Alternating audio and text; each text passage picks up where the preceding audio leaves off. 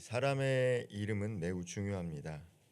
사람의 정체성이자 때로는 이 이름이 삶을 규정하기도 하기 때문입니다. 그래서 간혹 부모님 이름을 지어 주었지만 그 이름대로 살고 싶지 않다. 또 이름에 마음이 들지 않아서 이름을 개명하는 경우들이 있죠. 오늘 본문에도 하나님께서 한 사람의 이름을 바꾸시는 장면이 나옵니다.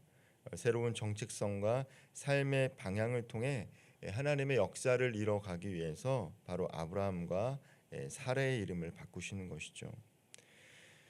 창세기 17장은 하나님이 99세가 된 아브라함을 다시 찾아오셔서 언약을 재확증하는 장면입니다. 그리고 그 언약의 표징으로 할례를 명령하십니다.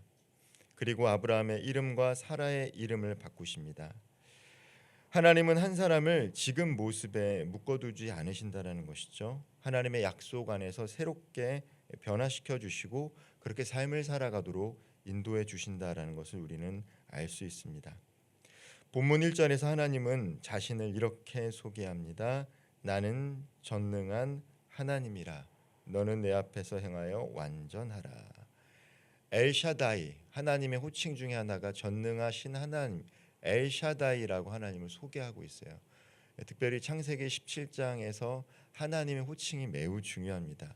성경을 연구하는 학자들도 이 성경이 언제 기록이 되어 있는가를 하나님의 호칭을 엘로힘이라는 단어나 혹은 엘이라는 표현, 이런 표현들을 통해서 이게 언제쯤 쓰여졌구나 연구를 하게 되는데, 특별히 하나님은 창세기 17장에서 나 자신을 엘샤다이, 전능하신 하나님이다라고 소개하고 있습니다.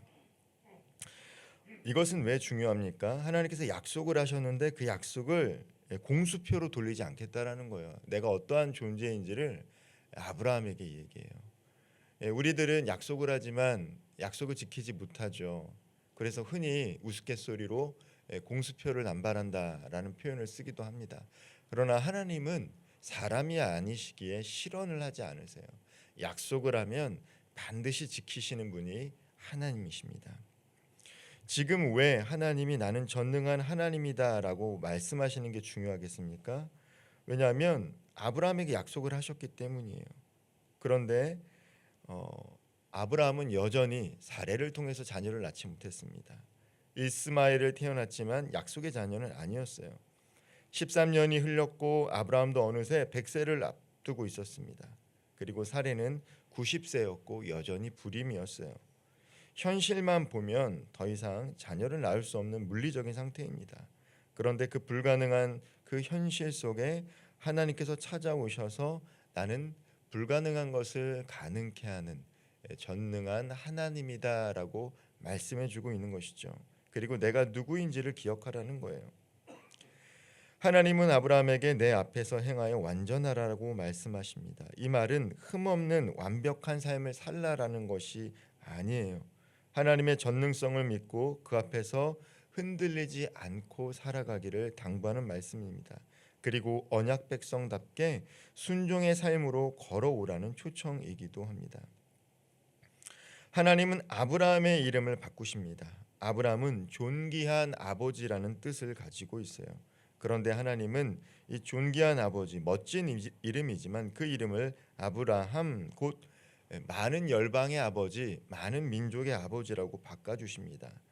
존귀한 아버지, 멋진 이름이지만 약속을 포함할 수 있는 이름, 그 이름으로 바꿔주세요. 이제 너는 한 가문의 아버지가 아니라 열국의 아버지가 될 것이다 라는 것이죠. 우리가 하나님의 부르심에는 하나님이 이루실 내일을 향해 가고 있다는 것을 알 수 있습니다. 그리고 하나님이 부르실 때는 우리 지금 모습 그대로 부르시는 게 아니라 되어질 존재의 그 모습을 하나님 미리 내다보시고 부르시는 거예요. 부족하지만 부르신다라는 것이죠. 그리고 하나님은 언약의 표징으로 할례를 명령하십니다. 할례는 단순한 의식이 아니라 누구에게 속해 있는가라는 언약의 표징이에요. 할례를 받는다라는 것은 나는 하나님의 언약 백성입니다라는 선언이기도 합니다. 동시에 하나님께 속한 삶으로 살겠다라는 순종의 각인을 몸에 하는 것이죠. 그래서 이 할례의 대상은 매우 넓습니다. 언약 백성에 속한 자들은 할례를 받게 하셨는데 아브라함의 친아들뿐만 아니라 아브라함의 집에 속한 모든 자, 태어난 자, 돈으로 산 자, 종들까지도 포함되었어요. 하나님은 언약을 혈통만으로 묶지 않으시고 아브라함이 속한 공동체 전체의 대상으로 부르셨습니다. 하나님 백성의 본질이 무엇입니까? 내가 어떠한 배경을 가지고 살아가는가가 아니에요. 내가 무엇을 가지고 있는가가 아니에요. 내가 누구에게 속했는가라는 것을 기억하며 살아가는 것입니다. 할례를 행했다는 것은 무엇입니까? 내가 누구에게 속한 존재인가를 육신의 각인함으로 말미암아 깨닫고 살아가라고 하는 거예요. 우리는 예수 그리스도를 믿음으로 말미암아 이제 마음의 할례를 받았다라고 합니다. 마음의 할례를 받았다라는 거예요. 그것은 무엇입니까? 우리가 예수 그리스도에게 속한 자다라는 것이죠. 이것을 늘 기억하면서 살아가야 한다라는 거예요. 하나님은 아브라함의 이름만 바꾸신 게 아니에요. 사레의 이름도 바꾸십니다. 사레는 원래 여주인이라는 뜻인데 사라로 바꾸시며 아브라함과 마찬가지로 많은 백성의 어머니, 열국의 어머니로 세워줍니다. 그리고 한 가지 결정적인 약속을 하는데 내년 이맘때 이 사라에게 아들이 날 것이다라고 약속을 해요. 오늘 17장 1절에서 하나님께서 나는 전능한 하나님이다라고 말씀하시고 약속을 하셨는데 약속의 말씀을 받는 아브라함의 모습이 17절에 기록이 되어 있어요. 17절 말씀을 제가 한번 읽어보겠습니다. 아브라함이 엎드려 웃으며 마음속으로 이르되 100세 된 사람이 어찌 자식을 낳을까? 사라는 90세니 어찌 출산하리요 하고 엎드렸어요. 형식적으로 엎드렸습니다. 그런데 속으로는 어떻게 생각했습니까? 이미 나는 100세고 사례도 90세인데 어떻게 자녀를 낳겠습니까? 라고 생각했다는 것이죠. 믿지 않았다라는 거예요. 내가 이 나이에 사라가 이 나이에 이렇게 고백했다라는 것이죠. 우리의 믿음도 종종 이렇게 반응합니다. 하나님의 약속이 너무 크면요, 우리는 현실적으로 그 약속을 새롭게 다운사이징 줄여가요. 하나님을 축소시킨다라는 것이죠.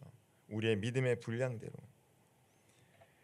하나님, 저는 이스마엘만 하나님 앞에 살기를 원합니다라는 건 뭐냐면 하나님 약속해 주신 건 고마워요. 저를 생각해 주셔서 그렇게 해주시겠다라는 건 고맙지만 현실적으로 그게 됩니까?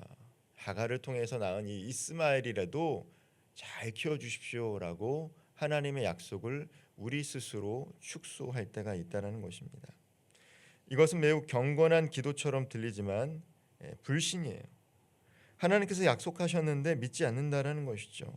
내 현실의 테두리에서 하나님을 전능하신 하나님이 아니라 그 전능하신 하나님이 아니라 그 일이 일어날 수 있을 것 같다라고 생각하지 않고 하나님을 축소하는 거예요. 그런데 하나님은 단호하게 말씀하십니다. 아니다. 사라에게 태어날 것이다. 그리고 아들의 이름을 이삭이라 하라는 것이죠. 웃음입니다. 지금 아브라함의 웃음은 불신의 웃음, 비웃음에 가까워요. 그러나 하나님은 그 불신과 비웃음을 바꿔서 기쁨의 웃음으로 바꾸겠다라고 약속해 주시는 거예요. 찬양의 웃음으로 바꾸겠다라고 약속하시는 것입니다.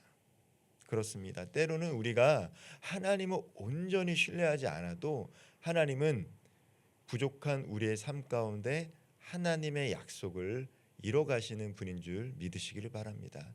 이게 우리에게 위로가 되는 거예요. 내가 하나님을 온전히 신뢰하고 하나님의 말씀대로 살아가기 때문에 하나님의 약속이 이루어지는 게 아니라 하나님이 선택하고 부르시면 때로는 하나님을 신뢰하지 못하고 넘어질 때가 있지만 하나님은 그 부르신 그 목적대로 약속을 이뤄가기 위해서 우리를 가다듬어 가요. 그것을 신학적으로는 성화라고 합니다. 예수 그리스도와 함께 예수님을 닮아가며 하나님의 뜻과 그 일을 이뤄갈 수 있는 존재로 우리를 변화시킨다라는 거예요. 23절부터 27절까지 아브라함은 하나님의 말씀을 듣자마자 그날의 할례를 시행합니다. 그는 자신만 한 것이 아니라 이스마엘과 집안의 모든 남자들에게 할례를 시행해요. 순종을 미루지 않았다라는 것이죠. 아브라함은 하나님의 언약 백성으로 자신의 정체성을 몸에 새깁니다.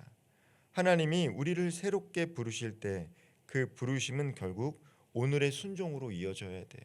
우리가 때로는 하나님 온전히 신뢰하지 못하고 때로는 의심의 눈으로 우리의 상황을 바라볼 때가 있지만 그래도 마음을 새롭게 해서 하나님 말씀하실 때 내가 어제보다 오늘 한 걸음 더 나아가겠습니다 라는 순종의 발걸음을 옮기는 것이 바로 언약 백성의 모습입니다. 아브라함이 그렇기 때문에 믿음의 사람이 된 거예요. 사랑하는 성도 여러분, 하나님은 오늘도 우리를 새 이름으로 부르십니다. 그리스도 안에서 우리는 실패한 사람, 끝난 사람이 아니라 하나님의 자녀, 언약 백성, 은혜의 사람, 새로운 피조물이라는 정체성을 갖고 살아가야 돼요. 문제는 무엇입니까? 그 새 이름에 걸맞는 새 믿음, 순종이 오늘 내 삶에 온전히 드러나지 않는다라는 것이죠. 그러나 하나님은 반드시 그 이름에 걸맞는 우리 정체성에 맞는 삶을 살도록 하나님 우리와 동행하시며 그렇게 이뤄 가실 것을 믿으시기를 바랍니다. 하나님은 언약의 표징이 삶의 방향을 바꾸기를 원하세요. 하나님의 언약의 표징이 우리의 삶의 방향을 바꾸기를 원하신다라는 거예요. 하나님은 나는 전능하신 하나님이다라고 말씀하시며 오늘도 우리에게 하나님 앞에서 완전하게 살아가도록 말씀해 주고 있어요. 오늘 하나님께서는 아브라함에게 말씀하셨듯이 오늘 우리들에게도 새 이름으로 부르겠다라고 말씀하십니다. 오늘 우리 삶 가운데 새 이름을 허락하시며 하나님의 약속을 이뤄 가시는 그 하나님만을 신뢰하기 때문에 때로는 넘어질 때가 있고 때로는 불신의 눈으로 우리의 삶과 환경과 하나님을 바라볼 때가 있지만 성령으로 우리의 몸과 마음이 새롭게 변화되므로 오늘도 역시 주님의 말씀을 신뢰하며 그 복된 삶을 살아갈 수 있는 저와 우리 모든 성도님들 되기를 주님의 이름으로 축원드립니다. 기도하겠습니다. 전능하신 하나님, 저의 머리로 저의 계산으로 하나님과 하나님의 약속을 줄이지 않게 하여 주옵소서. 전능하신 주님 앞에서 오늘도 순종으로 응답하게 하시고 주님이 부르신 새 이름답게 살게 하여 주옵소서. 아브라함의 비웃음이 이삭의 웃음으로 바뀌었듯이 우리의 의심도 포기도 타협도 하나님의 전능 앞에서 새 믿음의 웃음으로 바뀌게 될 줄 믿으며 오늘도 우리의 삶 가운데 불가능해 보이는 일을 이루실 하나님을 신뢰하며 살아갈 수 있도록 성령 하나님 오늘도 우리와 동행하여 주옵소서. 예수님의 이름으로 기도합니다. 아멘.